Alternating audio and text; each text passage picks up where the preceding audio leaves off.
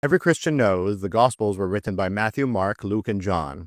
That's completely wrong. The four Gospels were written between 70 and 100 CE by anonymous authors. We know this because the earliest manuscripts don't include any names, no titles, no Gospel according to, just a story starting mid-scene with no author attached.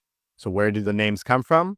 In the 2nd century, as different Christian groups were battling over which stories about Jesus were legit, church leaders needed to draw lines, which Gospels had authority and which did not. Their solution? Attach big names to the anonymous text they wanted to promote. Matthew and John, two of Jesus' apostles. Mark, supposedly Peter's interpreter. Luke, Paul's travel companion. It was genius-level religious branding, but the evidence doesn't back it up. Take Matthew. The author writes in polished Greek, copies most of Mark, and clearly doesn't know Judean geography. Would the actual disciple need to plagiarize someone else's account?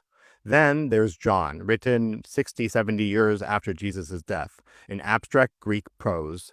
The author refers to the disciple whom Jesus loved, in third person. If John wrote it, why wouldn't he just say me?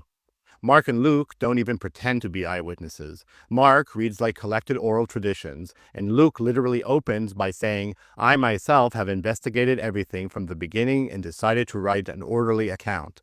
That's not a witness, that's a researcher. The earliest attribution we have, a man named Papias around 130 CE, writing decades after the fact, basically playing ancient telephone. He claimed Mark got his info from Peter and Matthew wrote in Hebrew. Even early Christians weren't sure whether to trust him.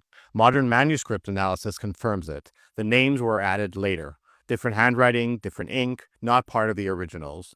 So who really wrote the Gospels? Probably educated Greek-speaking Christians living outside Palestine, gathering stories, reshaping theology, and constructing narrative accounts of Jesus for their communities.